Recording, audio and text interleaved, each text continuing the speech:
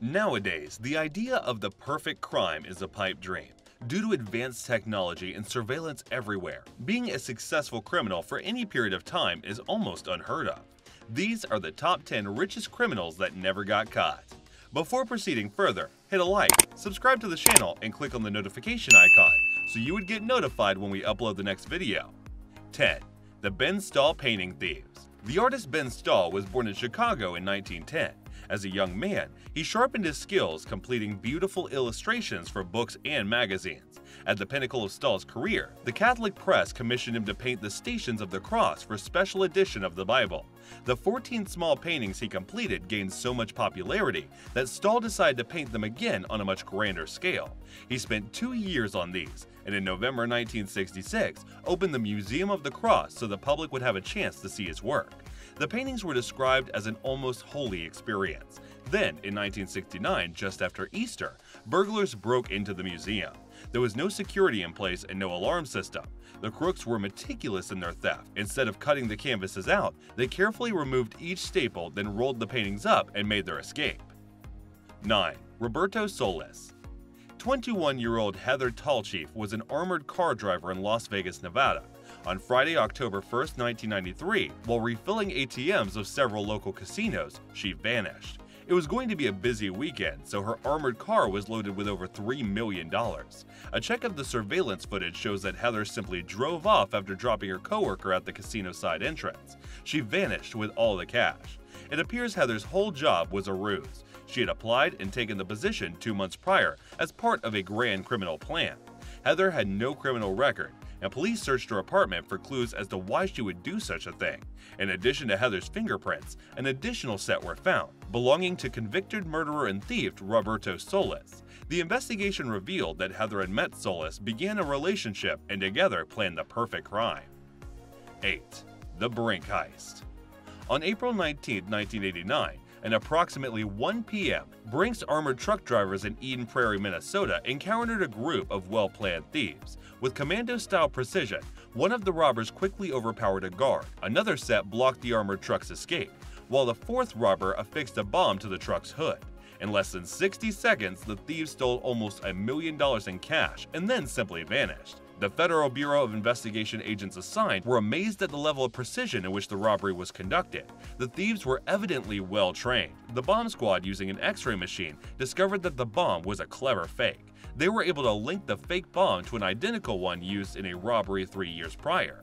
In that crime, the same band of thieves absconded with over $600,000. With $1.6 million in their pocket, the FBI believed that the gang would disappear forever.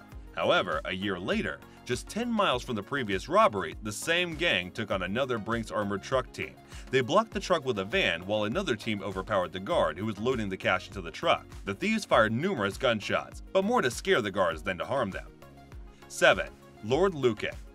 Lord Lucan was a dynamic British aristocrat and army officer known for his skill at backgammon and his affinity for vodka martinis, powerboats, and Aston Martin cars. His legal name was Richard Bingham, the 7th Earl of Lucan, a British noble whose spirited life took a terrible turn in November 1974.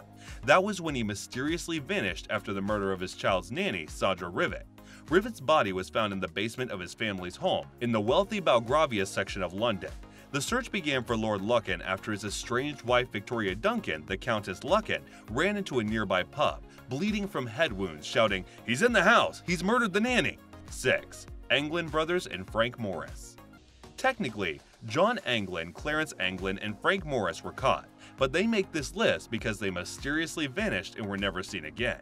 You might not recognize their names, but you know their accomplishment. They were the only men to ever escape from San Francisco's famed unescapable island prison, Alcatraz.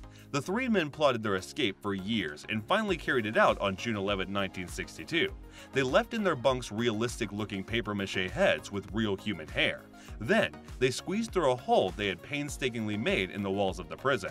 They crawled through the air vents to the roof, then making their way down a smokestack to the shoreline. Using an escape raft they fashioned out of the stolen raincoats and some improvised paddles, they proceeded into the dark waters of San Francisco Bay. After that, no one really knows what happened to them. Some believe they died before ever reaching the opposite shore, drowning in the turbulent currents of the bay. Others believe they made it to freedom. 5. ARIBERT HEIM. Also known as Dr. Death, Austrian physician ARIBERT HEIM was a Waffen-SS officer with Nazi Germany during World War II. He was assigned as a camp physician at the Mauthausen concentration camp. There, he conducted ghastly medical experiments on Jews. In 1945, when the war ended, Heim was captured by US soldiers but later released. He stayed in Germany where he worked as a gynecologist for many years. Then in 1962, he learned the police were coming for him. He disappeared. He remains one of the few major Nazi war criminals still wanted.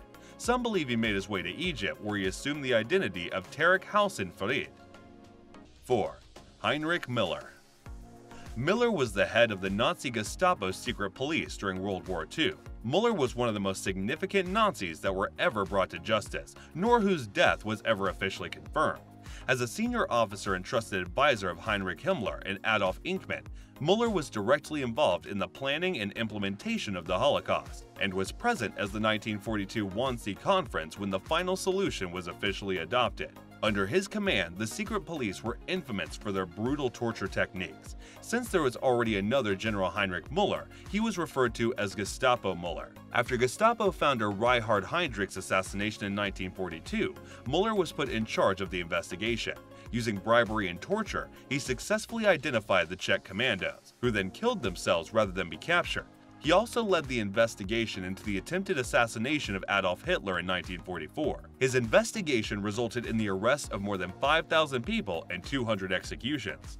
Müller was last seen on April 28, 1945, the day Hitler committed suicide. Müller then vanished, having made it clear that he would not be taken prisoner by the Russians. 3. Matteo Messina Denaro.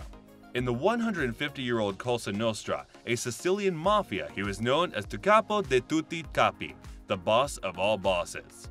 Over many years, Matteo Messina Denaro, also known as Diabolik, provided himself to be an expert organizer and crime leader, possibly the world's most famous. From expensive cars, beautiful women, large homes, and expensive jewelry, Denaro wasn't afraid to flaunt his ill-gotten gains.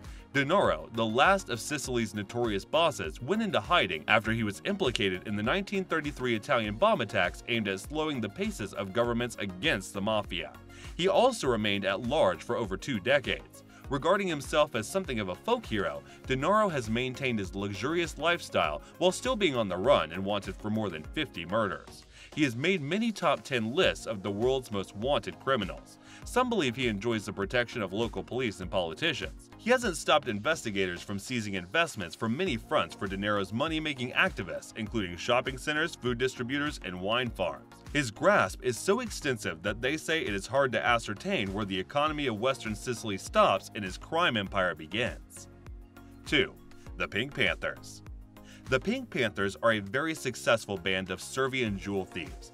Interpol attributes to them some of the most sensational armed robberies in history. The group is bold, stylish, and use intricate planning to pull off their stunning capers. Some criminologists even dare call their crimes artistic in nature. The robberies have spanned multiple countries across the globe. The first robbery they committed that we know of was in 1993, when they stole a £500 million diamond from a London jeweler. They hid the diamond in a jar of facial cream, similar to a scene from the 1975 The Return of the Pink Panther, which is how the group earned their name. Since then, the Pink Panthers have profited from robberies of over 120 stores in 20 different countries. They are known for their attention to detail, which could be the reason for their success rate. For instance, before one raid in Biarritz, they coated a bench across from the jewelry store in fresh paint to keep bystanders from sitting on it and becoming witnesses to their crime. The group is also known for imaginative entrances and daring escapes. 1. D.B. Cooper. On November 24, 1971, a man under the alias of Dan Cooper boarded Northwest Oriental Airlines Flight number 305 in Portland, Oregon, bound for Seattle, Washington.